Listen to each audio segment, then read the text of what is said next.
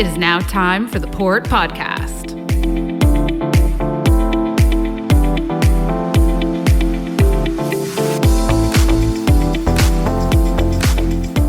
In 3, 2, 1, we are rolling. Welcome back, everyone, to episode 10 of the Port Podcast.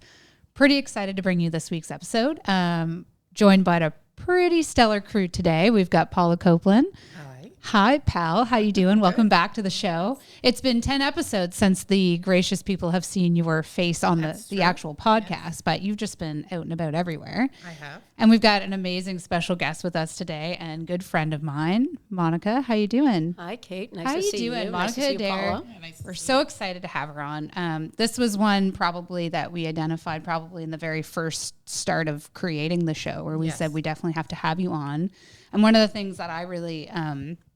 as a friend, as someone who lives here, as someone who knows you personally, you said something at a conference once that like it really stuck with me. And you said that your company, you as a person, you as a mom, as a friend, you wanted to create 100 stories that made impact. And I see that constantly, no matter what it is you touch. And when we were asking people, who do you want to hear more from? A lot of people said, Monica Adair. We need to hear from Acre Architects. We want to know what's going on. What do they do? We see them on Instagram, but what makes them have this ability to articulate these projects? So we're really excited to have you on. So thank you. Thank you. You guys have gotten your wish. Be careful what you wish for. Be careful what you wish for. And of course, you've done a little bit of work for us recently, and we're pretty excited about that. So we'll love to hear more about that too. We're very excited about that. So I don't know. Whatever we can talk about, that's exciting. So I'll put that in your hand. All right. Ooh, are we going to have a Port Podcast exclusive today? Who knows? All on today's episode. Well, okay, let's get into a little bit. I know, on the last episode that we had with Ingrid and with Fred, we've been talking a lot about like arts and culture and business. And I feel like Acre Architects really kind of embodies a lot of that kind of full circle, because you guys not only, are looking to, create impact with every project that you do, but it's also about being more sustainable, being more economical. And I just, could you tell the audience a little bit more about your company and what it is that you do? Who are you? Sure. And, well, thank you. Thanks for having me. Well, Acre Architects, we're a team. So nobody is in this alone. We're a collaborative team. Stephen and I, Stephen Kopp, we're co-founders of Acre Architects. And we founded in 2010, so very exciting that we've just finished our 13th year in business here in St. John, in my hometown. So this is very exciting, and I didn't tell Paula, but I grew up, I can see down Queen Street, my house that I grew up in here in the South End, and so this place is really important to me. And as Cait mentioned, our goal, our vision at Acre is to change the world by creating 100 transformational stories by the year 2030. So this idea that it's not going to be one singular thing that's going to change the way we live our lives, but we want to make change and impact through everything that we touch. And I think we see that in city, in the way the port is coming, that every project is what makes a difference. It's not going to be one single thing that's going to do it. It's everything that you touch, everything Paula touches. This is what we're doing to make change. That's really interesting, because when I think about 2010, which is your year you started business, that was the year we dreamt of a bigger vision for the port, the first start of the West Side Modernization Project. Amazing. And I think of all the change that's happened in that time, and it's been one step at a time, and small changes that have made big changes. So yeah, it doesn't always have to be the big hitting it out. It doesn't always have to be the home run. It has to be all the pieces that get us to that next base. So yeah, that's great.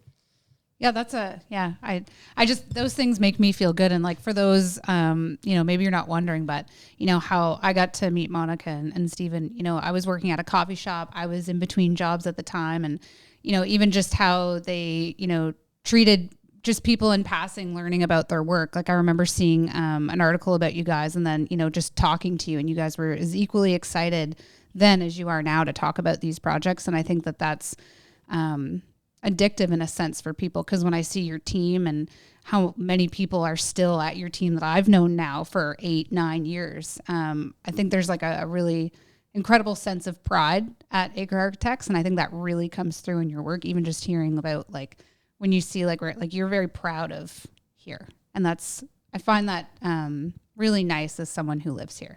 Awesome, and I think and as a St. John people are proud. Yeah, proud. We're proud to be here. And we have reason to be. It's an amazing place, and I think we all see potential And we're all driven by that potential. I think that's why we're here. Anyone who's still here in St. John understands the real potential that this place has to be magical. And, like Paula said, one step of the way, it's like what you mentioned, there's pieces to get to that home run. And I think sometimes it can be frustrating, being a St. Johner. Sometimes we want change now. And sometimes we want those things because we deserve that change now, or we want more, instead of just being okay with just okay. And I think that is something that I've seen. I've lived and been here my entire life. And, that proudness sometimes can turn into frustrations. But I think it's the people that roll their sleeves up and really try to make an impact and put that out there and ask for help and try to lend themselves to, hard projects, to be quite frank. The projects that you guys tackle are not easy. So can you talk a little bit about some of those projects the past couple of years, and maybe some of them that, have been, not so much from not a failure or success, but just about what projects of that stature really mean for the team and the flow between them? All right. I'm going to try to answer that in terms of maybe I'll start with what are we working on today? Yeah. Because I think, I don't think we knew how we were going to have an impact here and how we could create change. I think today we're involved in a whole bunch of projects, from creating a fire station to a wellness retreat in Grand Falls to a solidarity community space for marginalized women here in the city, to the Wellington that we just finished, the affordable housing market rate multi-unit project. All these projects are projects that we're interested in because they can create change in our communities. And we were trying to think, what unifies them all? And I think it's care. And I love that Acre, we just figured out, has the same amount of letters as care. True. But I think at the end of the day, this is a place that we care about the people, the communities, and the projects. And so we're trying to think about how can that care help deliver a better quality of life for all of us. If I want to live in this place, if I want to be here for my children to grow up who have St. John, New Brunswick on their birth certificates, right. What is it like to live in this city? You got to care about it. And I think that's the thing that we can continuously be doing, is giving it care. So projects that how does that care kind of exercise itself into potential, is we're thinking about, well, I think that great things don't have to happen in big cities. They can happen here at home. And we start to think about, well, what is it? What is it? What makes us unique? What makes this a sense of place? How do we connect with this place? Mm-hmm. And I grew up on Queen Street, on the water, and never looked to the port. And then when I came back in 2010 or 2009, I was like, this place is a port city, and I never saw it. Mm-hmm.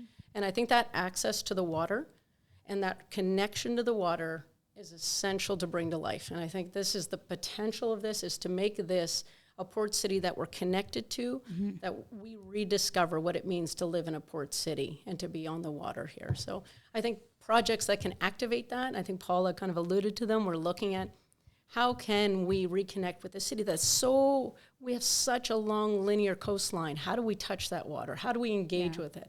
So how do we activate it? And I can speak a bit about that so you can have more please. freedom to talk.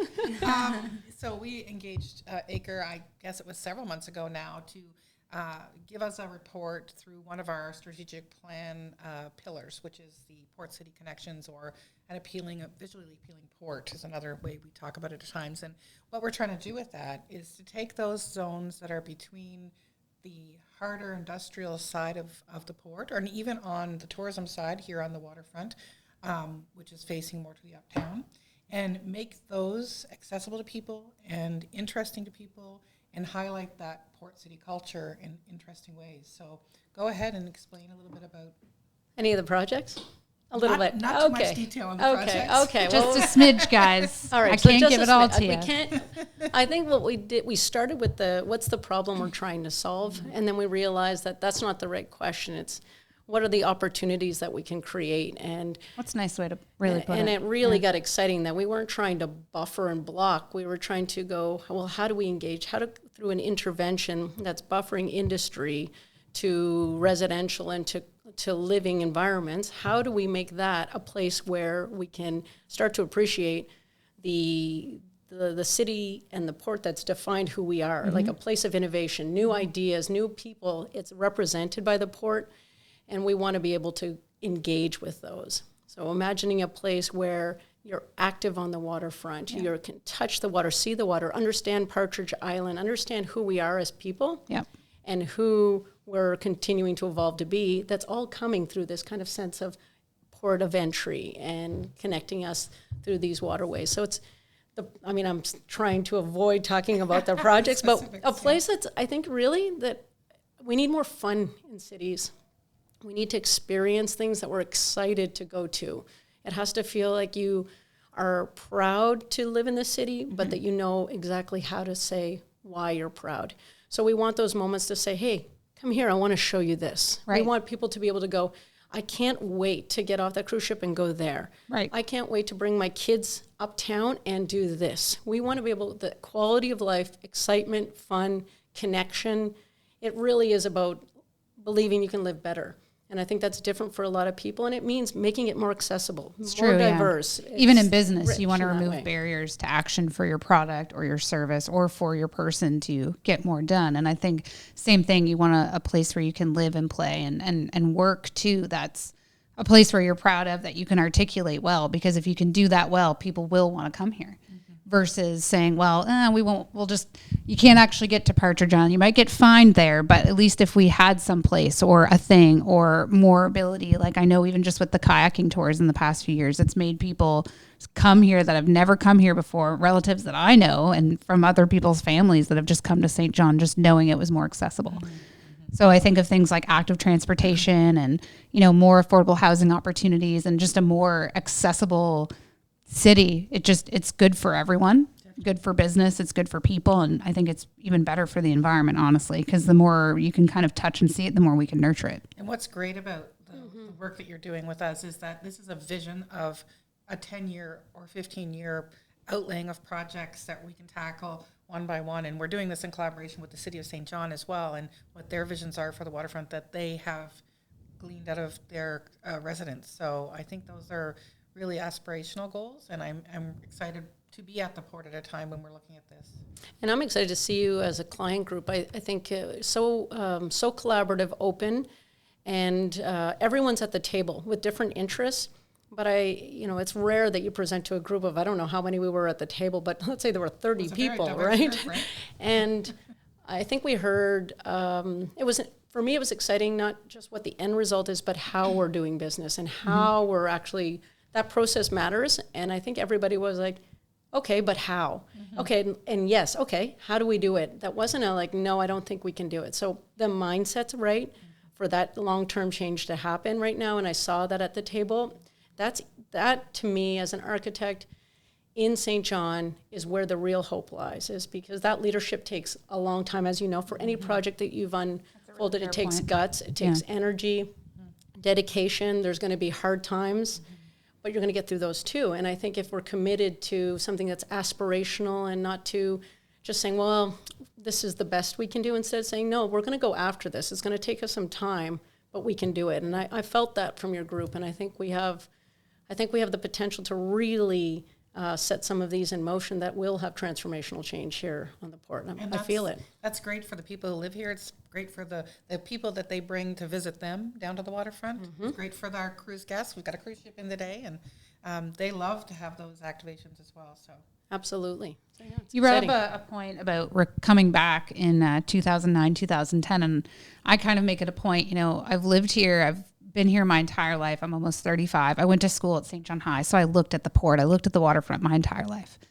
But I didn't ever use it. I didn't access it. I didn't really know the kind of jobs that were available. And I think that it's really important to talk about what that looks like and what that growth looks like over time, because it's jobs, it's opportunity for different businesses, it's the cruise growing that affects our uptown. It's such a domino effect. And I've been learning so much, not even just in these 10 episodes, but just about the importance of strategic partnerships. And it's great if somebody has a great idea, but it really does take people sitting at a table and time. It doesn't matter if somebody wants it, but the real time and showing the process of how it's going to get done, or else it just gets scrapped. And then a new group comes in with a new idea, and then that doesn't get actioned. So I think it's really inspiring to see, the city, Acre, the port, like the right people doing the right things to show not just what will be built, but how will that space be used. And I know that's so important to you.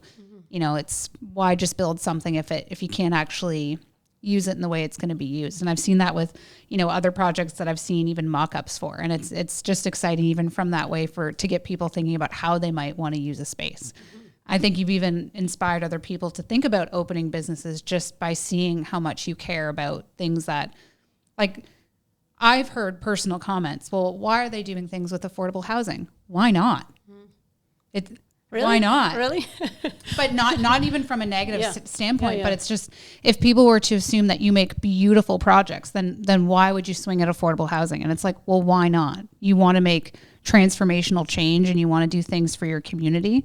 Why not build a place that's beautiful, that gives people independence, that, is such an important impact to the livelihood of more people coming, and will help the city and other strategic partnerships potentially get funding for more of that. So I think you guys play a really crucial part in important conversations that maybe you don't see because you're in project mode, but I see it kind of on the outside, and Paula could probably agree with me. It's really interesting to see the conversation outside of the current projects. Well, that's interesting to even just learn how people see our work. I think I don't want to forget that Brackish Studio Landscape Architects are also working with us on the Port Buffers projects, and it's great to partner with them on that. I think transformational change, or maybe architecture, I think it's important, but not as important as what does it help? How does it change our lives? Yeah. I mean, it's like inseparable. So really, we want to feel that at the end of the day, we're going to live our best stories. We are going to create our own myths. We're going to become something completely different by the way we invest in our cities, by the way we invest in our waterfront, but most importantly, the way we invest in people. So that's a holistic approach, and doesn't happen with bringing one big, great project. Right. It's across the board, and it belongs to everyone in the city. So how we change people's lives is, we're only a small part of that, but that's what our mission is for sure. I love that you found CARE and Acre. I never put that together, right? But I really do think that they're, just from my outside perspective, like organizations like both of like the Port, Acre, the city, without intending to, you do play such a bigger part in the responsibility of what gets put through and what people are thinking about becomes valuable, because without that care, we don't know what we don't know. So we don't know how projects that would help make our waterfront more accessible actually impact labor on the waterfront. So it's really important to be able to even hear you guys articulate that, because I think it gives a sense of hope to a different future state than what we're currently presently dealing with. Well, it really is about it's about our social responsibility as a waterfront community, as a port city, to ensure that the citizens who are living alongside us have a good life experience. Right. That they have those recreational areas they can go to that are on the waterfront. And we've heard it for years. I mean, I've been here for 25 years, so it's been told to us for a long time that people want this access. And it's wonderful. It's so great now that we have the leadership and the focus that, are taking us in this direction. So.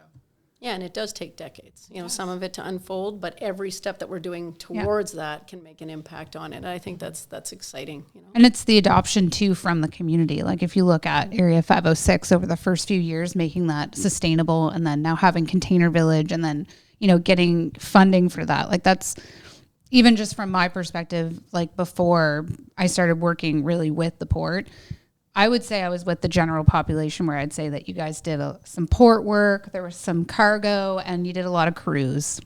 Yeah, right. And it's like when I was working for the mayor at the city, people aren't looking into infrastructure of budgets. They're not looking into how things are delegated. They just want to know if the garbage is going to be picked up and if things are okay. And I think from that perspective, it's interesting to kind of learn about how those inner workings kind of happen at the port and at those companies. And just to go back to like the social responsibility, I think that just happens when you care about what you do. So at the port, yes, we're looking at, supply chain fluidity, and we're looking at, logistics of cruise and making it a good cruise season. But you are also looking at the environmental impacts, you're looking at sustainability, you're looking at decarbonize. There's so much, and it's the same with architecture. Yes, you could go out and just bid on a lot of beautiful projects, but that's not swinging at anything that you know that you can't do. So there's no challenge in that. And that's the same with me in marketing. There's really great companies that I work with, and then there's, you know, some nonprofits, some groups that really could use that. And I feel it's a social responsibility to take that skill set and make things that are impactful. So I think, you know, speaking to that and letting people know about what's happening so that they can kind of articulate what they want the future state to kind of look like. It gives you guys ideas over the next 5 to 15 years to figure out, okay, well, maybe you might have to adjust some settings along the way based on how things are used or how things change. So I think having people along for the ride is a really healthy way to do business. And that's a good comment too, because one of the things that we did as part of the work we're doing with Acre is we have a community liaison committee. Yeah. And we invited one of the community liaison committees, we invited Acre and Brackish to come along and hear what people were saying as we took a tour around the port and talked about some of the activity that happens, but also some of those sites that we and Acre have identified as opportunities. So that was a great moment for us to be able to share that with that group of people, and certainly I know that there's dialogue since then with a few back and forth on that too. So that's awesome. Yeah. So, and I mean, you know what's interesting about where we are, like that we don't have everything set up yet either, is that we've positioned ourselves to be like a testing ground for global problems. We're not the only people that, or any port that hasn't kind of experiencing some of the challenges we're having. So I think each one we do, we can be at the forefront of new ideas. This isn't about borrowing someone else's vision. This is about placemaking. This is about connecting to our community, to the port that works here, and then we can share our learnings. So I think we have an opportunity to be more daring and to try things that are unique to our city. Like, it's not going to be like, oh, I've seen that before in St. John. We're going to create things that we've never seen, and we're not going to know what that looks like. So that's where it takes guts. Yeah. And that's where it takes strategic vision, and that's where it takes great partners and all of that commitment to kind of go at it. But we're going to create something. I can feel that it's not that then we're going to be great. It's that in these tests, and each test that we do, we're getting better at it. And I think that's, and you're seeing that. And there's projects underway now that have just, you know, when those get unveiled and start to come to life, I think those are going to be testament to the vision that's being unfolded here. So that's exciting. So that is exciting. Yeah, and we're starting a little bit of that. It's not with Monica, but we're starting a little bit of that this year with our Long Wharf Landing project. And that was an opportunity that came out of West Side modernization. We had to build a breakwater in Long Wharf Slip. And when the breakwater was built, we all stood around and said, like, that's a perfect place to walk and get a really great view of the port. And why couldn't we open this space up that's never been opened before and let people walk down and onto that breakwater? And so we've been working on that project for a little while now, and we're going to hope to be completed by the end of this cruise season. But that'll be something for all year round. People can go out and really get a great vantage point of the harbor and of the waterfront. And it's those kind of experiences that we want to see continue to be created along. Listen, as someone who has, again, you've heard me say, I've lived, worked here my whole life. When I get out on different vantage points out here, your girl Cait gets so excited. Like, I get so excited. Seeing the port from the other side the very first time blew my mind, just because you're always seeing it from one view, and you might hear things that are happening or funding announcements, but you don't really know the inner workings. Like, I would have never known your day-to-day and how much you do at the port. No clue. Superstar. But being over there and actually seeing even cruise ships or even like the cargo container ships come in from that different view, you see our city in a different light. And now when I do travel, I feel our city in a different light. And sometimes it can be very fun and hopeful, and sometimes it can be a bit frustrating because you know how much potential it has. But again, rushing into something, it's time. It really does take time, and really making sure you have the right strategic partnerships, because if you don't have those long-term partners or those relationships, things do happen, and you really do need that support. And usually I found that those projects don't get over that last part, and that's really disappointing for a lot of people.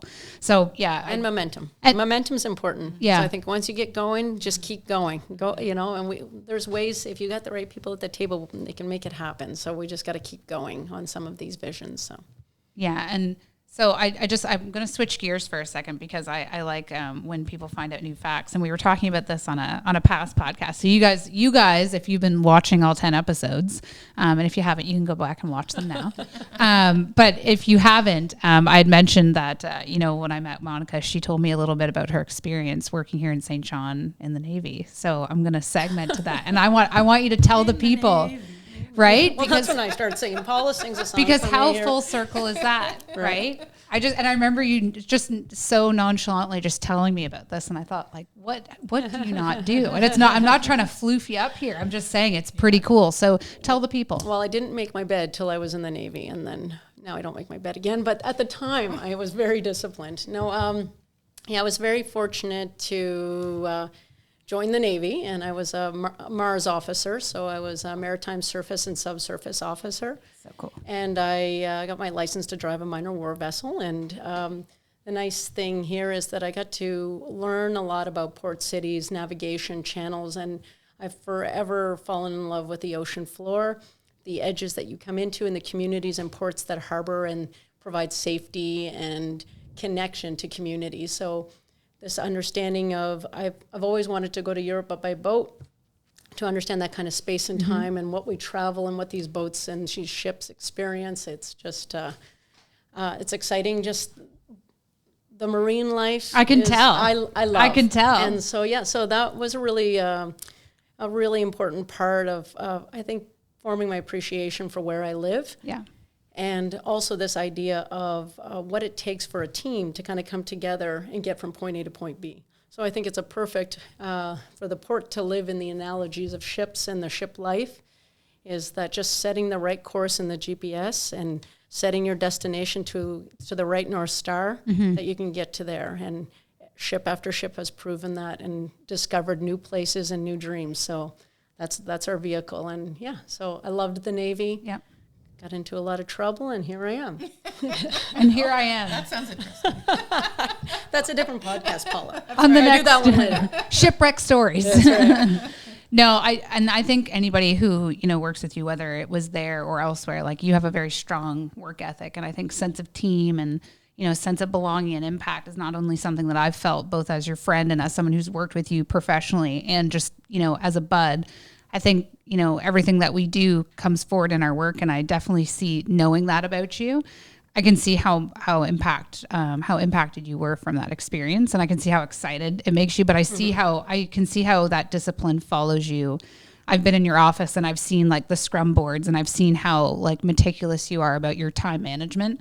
And I think that, if we all had a little bit more, Monica management in our life, we'd probably, be launching vessels. And but I really appreciate you jumping on and, like, talking to us about this, because I think it's a really important time to be talking about, changing the waterfront and working together and strategic partnerships. And you've always been such a big ally for that. So thanks for coming on, seriously, and giving us time. And thank you to everybody who's joined. We really do appreciate you listening every week. We do appreciate it. It was great to be back. And yes, thank you, Paula. Paula's coming back. Maybe on she'll episode come 20. back episode 20. We'll see. So tune in, right? We'll give her a special backdrop maybe this time. Okay. Well, thank you guys. Really, really appreciate it. Thanks, Thank Paula. you, Thanks, Monica, Cait. Paula. Thank you. Really appreciate it. And shout out to Naomi Filming. We love you. And until next time, have a great day. Thanks. Bye. Bye.